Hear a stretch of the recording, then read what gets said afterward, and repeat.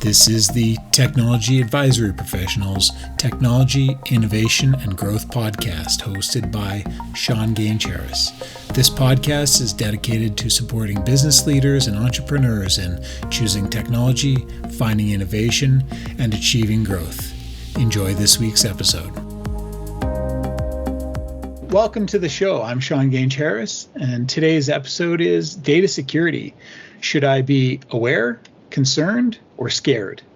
We're joined today by two very smart people who are leaders in their respective areas, and I'm honored that they could find the time to come on the show with us. Our first guest, Jay Heidecker, is a founder of a premier security company here in Calgary. He's a creative thinker and has two children, one of them being a teenage daughter. My hat's off to you, Jay. Yeah, I'm flattered that we're premier, but the teenage daughter, it's fun times. It's an adventure. Our second guest is Rodney Frank. He's been on the show several times. He is a TOGAF certified architect. He advises business leaders and creates roadmaps to help those leaders spend their technology dollars. He has a teenage daughter on his roadmap as well. Be prepared, Rodney. Be prepared. It's what I've been seeing. Excellent. So how are you guys today? Great, thanks. Yeah, very well. Excellent. So I want to start this conversation by noting that most companies are going to the cloud and they're moving their data and their services into cloud platforms. And it's probably a security conversation that needs to be had with many of these people. But I feel like they get a false sense of security in just moving to the cloud. Jay, specifically to you, do you see that as the case? And should there be more of a conversation around their security even though they're in the cloud? I mean, to say that people get a false sense of security is it's an interesting comment because, I mean, I do think that that's true. But I don't know if you should blame the customers, the consumers, or blame the cloud companies' marketing, right? Because, the idea that you can simply lift and shift your traditional and legacy infrastructure into the cloud is appealing from a cost and benefits. Like, all the benefits look great, but the security is distinctly different in how you have to handle and configure it, right? So it's no longer traditional firewalls and architecture. You have to think about how these traditional apps fit into cloud native platforms like Azure and AWS. And it seems like the more each of those platforms evolves and gets more complicated, the harder the security gets. So. Right. I think to that point, Microsoft specifically is spending a lot of time and money, not only on their security, I guess, but on the advertising of their secure platform. And, maybe Rodney, you can comment on, it just doesn't come innately. Yes, it's a secure platform, but there's work to be done. Yeah, Microsoft is notorious for saying, here's all the cool things you can do. You can stop people from printing, and it's not just sort of the, add, remove, delete kind of permissions that you used to have. And then they go and tell you that all of this stuff is there. People start paying for it.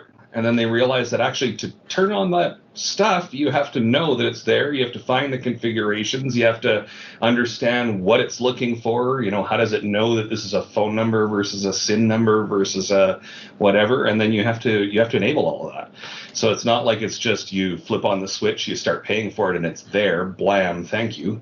You still have to have those conversations around what do you consider private information that you want to be monitoring and securing and working with, and you have to go through those configuration steps. Right. And Jay, you specifically, your technology is around a SIEM platform, or a SIM platform, however you want to categorize that. I mean, because we're talking about all these things or Rodney's talking about all these things that need to be configured, maybe you can just spend a moment and talk about what a SIM really is for customers. Oh, wow. I mean, yeah, I truly believe that SIM and that class of technology is getting upended and replaced by sort of more innovative and cloud integrated solutions. So I'm not sure if SIM, being security information and event management, will continue to be the same thing that it is today, but capturing your machine generated data in order to do analysis on it and detect when you have threats is something that I think will continue in cybersecurity world for, I know, probably indefinitely, until AI reaches a point where it can battle itself, where red team and blue team AIs can sort of fight it out. Even then, it's going to require some sort of human supervision, right? So, right. But I mean, specifically when it comes to SIM, I guess most of our customers are looking now to detect and manage threats to their business rather than it just being a compliance effort, right? So, when I first started in the industry, most people would buy a SIM or a log management platform to help with compliance efforts. And now that compliance is becoming more compliance to regulatory standards like PCI, SOX, HIPAA, etc. Now that has become a little bit more stable in the industry, people aren't spending the capital dollars to get to compliance. Now they've sort of had a chance to breathe and look at security from, what about all of these external risk factors and even internal risk factors we have around guarding either our customers' data or our proprietary information, right? So, when we collect information from our customers, we try to be as broad as possible, feed it into a SIM or a log management platform, and then be as modular as possible when it comes to doing analysis, right? So, we don't try to be monolithic in our analysis. We try to capture a standardized set of data and then perform whatever analysis required for trending risks and current risk, because that risk landscape is one that will always be evolving rapidly, right? So what you were using to detect risks in January of last year could be completely different in January of this year, or even in June of that same year. I mean, that's how quickly we see things. Like today we're looking for firewall denial of services, and tomorrow we're looking for malware or crypto lockers, right? And it doesn't mean that you give up on one. You just have to have the modularity and the flexibility to move on to detecting and preventing the others. So yeah. Sure. And I think that's a good segue into the next question I have for you, Rodney. Is in conversation with business leaders, do you think they truly understand of the attack landscape, or are they just thinking, security is this small thing, we'll just security check, done? Well, had you asked me this a year ago, I might have had a slightly different answer, in that it still was, relatively small. Crypto locker was sort of a bit of an emerging thing, maybe 2 years ago. But it's really evolved in the last little bit, and I think that business owners and leaders are starting to see sort of the breadth and depth of the security conversation. I don't think they're anywhere near understanding it from a holistic perspective yet, but that's still coming. What's interesting though is that I see a lot more business leaders that are sort of determining what's the route that I should take with security. They're starting this conversation because they see it's a bigger thing, and so they start talking about things like, do I show to my stakeholders I'm doing what's reasonable in security, or do I am I over security conscious? Like, I've got this certification and that certification, and I've been tested from this, and penetration testing, and I have people checking my code, and I've got all these different, how far do you want to take those conversations? And that really is dependent upon an organization's corporate structure. What are the values and core values of that company? What's the kind of product that they're producing? A lot of different pieces that fall in there. But I do find that conversation has started to evolve, that there are a lot more business leaders having those conversations, but we still have a ways to go. Right. I mean, I guess the first question in security is always going to be a bit the same. What are you trying? What do you need to protect, and how valuable is that information? And you create your solution appropriately, I guess, is probably fair. Jay, you bring up a really interesting and good place to go, in that, SIM is I guess, kind of a getting dated as new as it is, it's getting kind of dated. And that event correlation and that kind of bringing AI and the machine learning and looking at trends and predictive stuff is the new world order. Do you see a time that it will ever get to a place where we're not behind the people attacking, and that the AI event correlation will get to a point where we can respond immediately? Yeah, I mean, I do think that we're probably further along than most people even understand at this point. I know that, there are ways to already use machine learning in an offensive way, right? So, at my company, we work on both the offensive and defensive positions of helping customers understand, what they have to protect, how they can protect it, but also, testing their defenses and testing their responses to that. And, in those red teaming exercises, in those penetration tests, we're already seeing the use of tools for machine learning to decide or help us look for patterns of activity, especially when it comes to human behavior, right? Because it's no secret to anybody in cybersecurity that humans are still the weakest link when it comes to getting what you want. Social engineering is still at the heart of all of the major financial disruptions when it comes to cybersecurity. So, any crypto lockers, any ransomware, these all come back to exploiting human beings most of the time. I mean, I would say that it's an overwhelming majority when it comes to the reasons behind those. And you can use AI.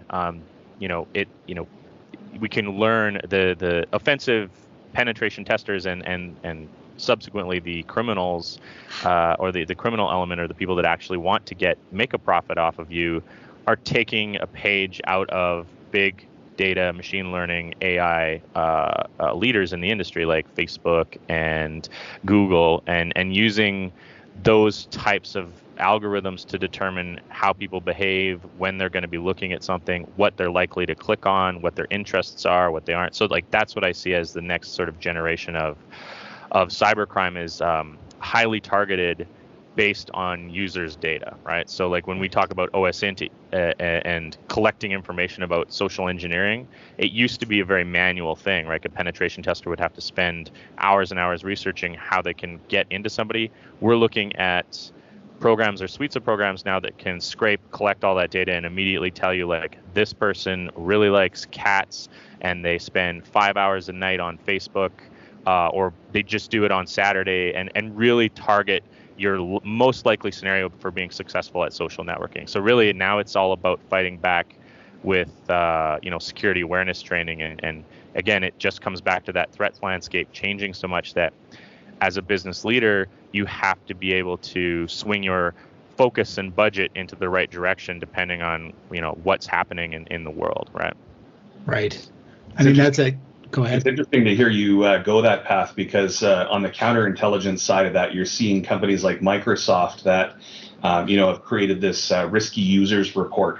So they're also looking from the inside out, and they're saying, what is XYZ employees' usual sort of login locations and position, and where do they usually log in from and to, and what are they working on? And then when they see an anomaly where, all of a sudden, hey, the person was in Kansas 5 minutes ago, but now the login's coming from New York, and then they can flag that and they can say, hey, this is something to be aware of over here. So they're, when you're talking about that sort of blue versus red, and their automation versus our automation and stuff like that, some of those, you can see some of those pieces starting to evolve out of that landscape. So and you brought up the blue team, red team, and for people in the industry, this is a pretty well-known concept. Good guys, bad guys. Maybe you can, Jay, explain a little bit for people who aren't in the industry what the blue team, red team concept is. Right. And I mean, for small, medium business, it can be really foreign to understand, but it is basically, being the blue team being your defensive arm, right, as it will. And I mean, at small businesses, sometimes the blue team is well, actually more often than not, it's outsourced. Yeah. So you would outsource your security capabilities, or maybe not even have them, from an official perspective. And red team is really just the counter to that. And less common for small business, but they're just the people, the team, the function, the software that validates your blue team is doing the right thing, right? So, and one of the core principles of a good cybersecurity program, I mean, when I tell customers about holistic cybersecurity, what I really mean is you have to have good defense, but you also have to validate that it works. So, you can't just install security products or software. You have to make sure it's configured properly and validate it against what the current threats are, right? Which is where the red team activities come into play. And there's various other colors when you get into more sophisticated levels of cybersecurity, but that's really the heart of it. Right. I suspect at that level, most of those people have extensive security teams, and this is probably not too basic a conversation for them. So that's fair. Rodney, in those conversations with the small, medium businesses, are there a couple of things that leaders can look to and say, you know what, here's the base level stuff I should be doing, like nothing else. If I do nothing else, I should do, these three things? Well, I think at the core of it is, first of all, there's a policy conversation there. There's a, what is my stance? What is my take on security, and defining that a little bit. And then extending out from that, you start to look at, well, who are my different partners, and how close are they, coming to what I consider safe practices. And then beyond that, it's when I do have a problem, where am I calling, or who am I calling, and do I have a good partnership there? So I really look at that as relationships within the business.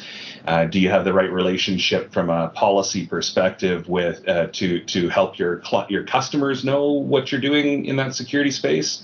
And then do you have a good relationship with the people that you're using from a software perspective, in terms of ensuring that the customers are being as safe as, or having their data secured and as safe as possible? And then in the event that something happens, who do I have on this side that's going to help me recover, remediate, get back to a state of safe on that side? Right.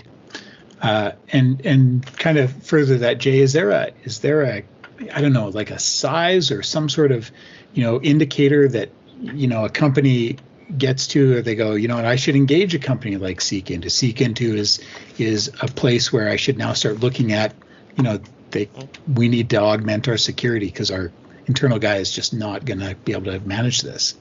Yeah, I think we're living in a really great time in this industry to sort of have that conversation with small, medium business owners, even enterprise, big enterprise, right? I agree with what Rodney had said about what you need to do when forming partnerships. The analogy that I like to draw when I'm talking to especially small, medium customers is, you will spend money. You will spend budget up front on things like setting up your company's structure, setting up your bookkeeping, and setting up some of your administrative stuff, so you don't have to do it later, right? Like there's always incremental steps in growing your company where it's more expensive to sort of play catch up. That applies with cybersecurity too, right? So when you make those steps, you really want, there's no earlier, like you can't be early enough in working with cybersecurity partners, right? And that includes like legal firms, insurance companies for coverage that you can't get from technical tools, and a technical partner like an IT outsourcing firm, or even a more specific cybersecurity specific consulting company like Seek Into. We're not going to say there's no customer. There potentially is customers too small, but it's never too early to start having those conversations with experts, right? Because or attending seminars or listening to podcasts, right? Like it's really about lining yourself up to do the right thing, so that when you do hit 25 people and when your company gets to that certain point, and I wish that there was a industry defined marker for that, but I mean it's probably somewhere, it's probably not a quantitative number, but it's somewhere around the same point in time where your financial risk would be serious enough to put you out of business if there was a problem, right? Like you couldn't recover fast enough. Smaller companies can potentially recover very quickly and inexpensively. But if you can think all of your IT infrastructure going down could, potentially be a material loss for your company, then that's when you got to start talking about spending money on cybersecurity, right? So, right. And then just as much as you would on IT. Right. Well, it goes back to some of our earlier podcasts too, Sean, when we were talking about choosing the right partner, right? It's when if you're a mom and pop shop, you've got a little Etsy store or something like that. Not such a huge conversation that you need to have. It can be a very light conversation with your IT person. Is my website got some things in it to sort of protect my credit card numbers and things like that? But as your company grows, or as you get larger and you're starting to manufacture things outside of your home now, and you've got more to protect, stepping up those conversations with your partner and seeing if it's still, that conversation still clicks with them, and maybe it's now time to transition from the one person IT shop to some light consulting from a security provider. Or maybe now it's time to move into more of a full-fledged, we've got them actively helping us and checking our website and checking our code and all of those kinds of things. But it's at each step when that material conversation comes into play and it starts to creep in, but the conversations that you're having with your service provider are not keeping up. I think those are the times when you need to look at transition or look at change, right? Right. Yeah. Yeah, that's right. It's a really great point to say that if you're having the conversation about why don't we have the same thing as our peers in the industry, then you should probably start thinking about a different partner. Absolutely. Right. And part of that is also, I just heard recently about, in the last few days, about I won't bring up any of the names because I'm sure there's legalities around this right now, and I'm sure there's going to be legal action taken. But there's an organization in Canada that has lost control of data related to children that they interact with, and regardless of your size, and they're a pretty big organization, but regardless of their size, if you have data that, for instance, children's data that are not your own, and you can't make that decision for your children, engaging a security company early on I would advise very strongly, because again, there are some serious legal repercussions that are likely to come out of this, breach, I guess we'll call it. I don't know what else to call it right now. It's very preliminary. The last thing around the questions I want to ask is, because we're getting close on time, is there are many companies out there that have a security offering, and many of them are fine.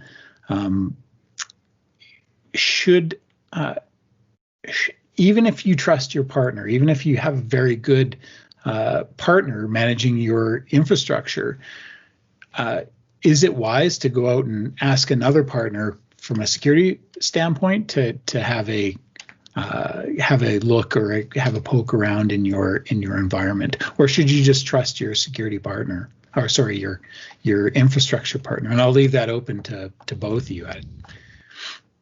Well, to kick it off, and from experience on the infrastructure side, most infrastructure companies, don't employ the type of staff that truly have an understanding of what the threat layout looks like out in the wild.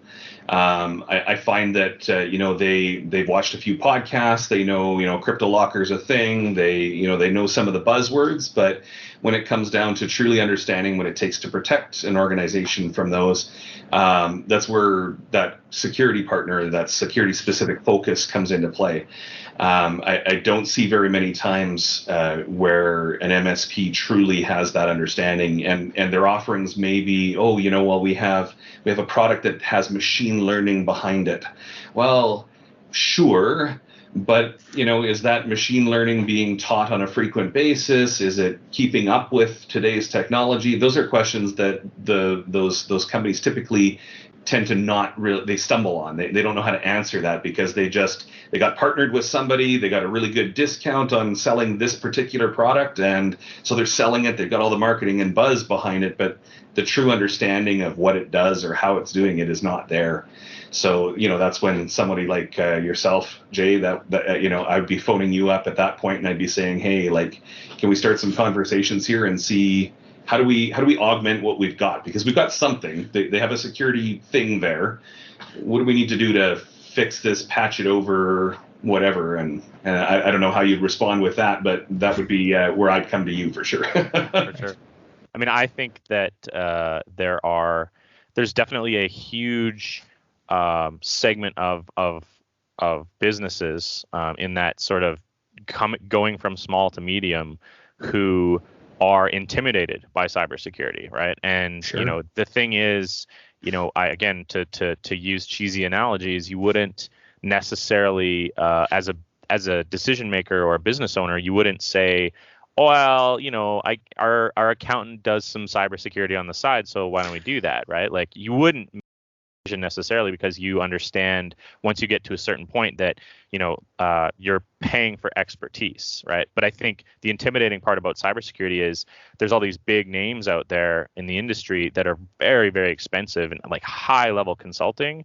But the industry is a lot larger than that, and it does percolate down into the small, medium businesses, and there's tons and tons of like really knowledgeable local firms and really knowledgeable local consultants that you could get in to basically get that second opinion, right? And you're not going to be committed to some $1 million retainer contract, right? I think that I've had that conversation with mid-sized businesses, and they're just they're like, well, I didn't know that this was even possible, right? So, and then you have that, they get a small consulting engagement, and you put, give them some deliverables and a roadmap for the next couple of years of their business growth, and they walk away feeling way more confident, right, that they know what they're doing without having to learn all about cybersecurity, which is essentially that's what a business owner wants to do. They want to make decisions and partner with knowledgeable people rather than try to figure it all out on their own. So it was funny, actually. One of the companies that I worked for, about 6,000 people,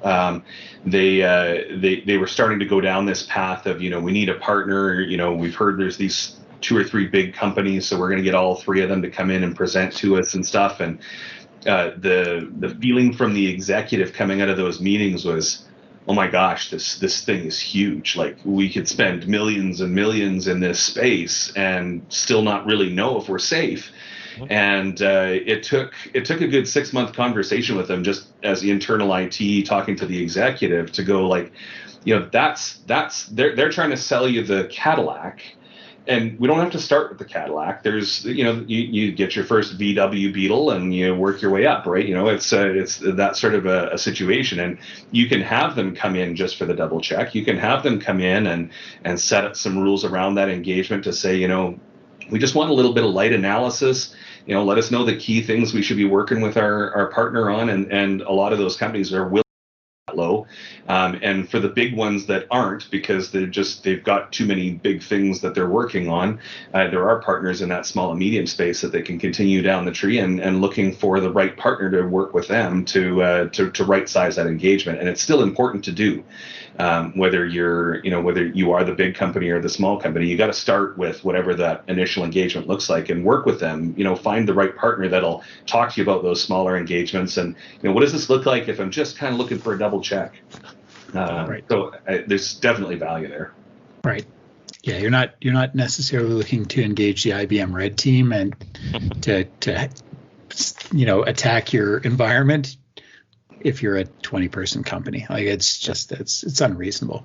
Yeah, I mean, taking a risk-based approach to security is smart, but I think, again, when you're a small or coming up out of small size business, you don't really understand that. So you're really looking for a consultant to come in with that experience and more of a business mindset to help you first understand your risk. Because, like Rodney said, you don't need, if you're a roofer, you don't need the Cadillac solution, because you probably don't even have risks that the Cadillac solution is looking to mitigate. Exactly.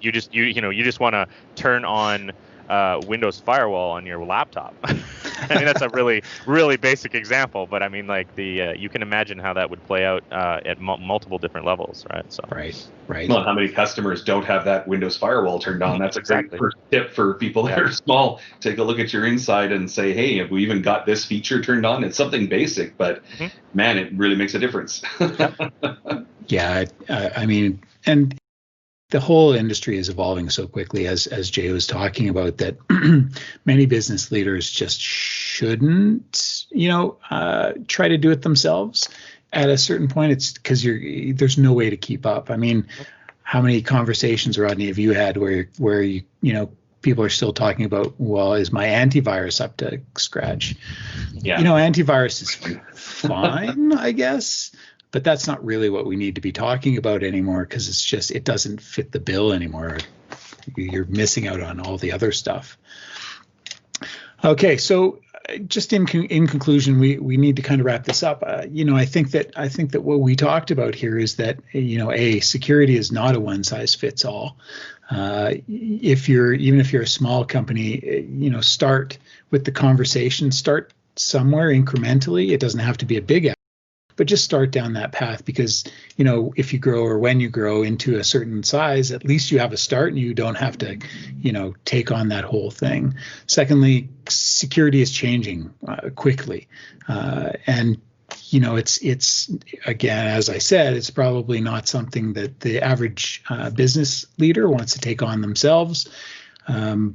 Find the partner, and you may have a great managed service provider who's doing all your IT, and I'm sure that they're fine and there's probably no issues with them. But I have an analogy where if you have a guy frame your house and he does a wonderful job, you're probably not going to go to that same guy and say, well, you did a great job framing my house, can you do the electrical? It's a very specialized thing, and it doesn't speak poorly of a service provider if they can't provide adequate security, because it's a very specialized and very unique field. So, those are a couple of conversations that, each business leader should probably have. Now that we've had that kind of wrap up, I want to give Jay you a couple of minutes just to talk a little bit about what Seek Into is doing, and how you can help business leaders or businesses in the world at large provide more security. Yeah, so I think I think you and I had talked about this previously, but the summation of what we're trying to do is work smarter, not harder, and ultimately, I think we reached a peak in terms of how many products and security products that we can manage on our own as a business, even in huge enterprise, right? So we're coming down, we're coming into companies to try and simplify their approach. But at the same time, in simplifying their approach, we help them get a better understanding of what their security program looks like, and make better decisions about where to spend money, right? Like, so our focus going forward our focus traditionally has always just been to, be dedicated cybersecurity experts, right? And having a security operations center that can detect and respond really quickly to things that are risks and threats to your business is the key part of that. But also, the idea that you might have products and solutions that are overlapping, that is like paying for the same thing more than once. And I do think that those are really important conversations to have, even with small business owners, because there are cloud companies like Microsoft and Amazon and Google are coming up with holistic ways to package security into a lot of their products. And it means that, like we had talked about earlier, you don't have to spend money on antivirus, because that's no longer a risk, right? Right. Or there may be a way to mitigate that risk, or it may be an acceptable risk, right? So, there's having that conversation with our customers up front, and then, capturing as much data as we can about their enterprise or about their business, and then really, we've always sort of had this idea of actionable intelligence. I don't want to give something I don't want to give a product or a deliverable to my customer unless they can do something with it that benefits their business, right? And most of the time that comes down to some financial sense. So yeah, I mean, we're end-to-end cybersecurity consulting, and we like to think of ourselves as holistic. But the security operations aspect of that, and managed security operations in particular, is definitely the meat and potatoes of our business. So right, excellent. All right, that's great. So if you, this has been a fantastic episode, and I think very important for many business leaders. If you want to get in touch with Jay, obviously seekinto.com. Or you can reach out to podcast@tapintotech.com. I'm more than happy to set up that connection so that you can have a greater, better, more nuanced conversation. Thank you very much, gentlemen, and we'll talk to you very soon. My pleasure. Very welcome. Thanks, Sean. Thanks. We hope you've enjoyed the Technology Innovation and Growth Podcast.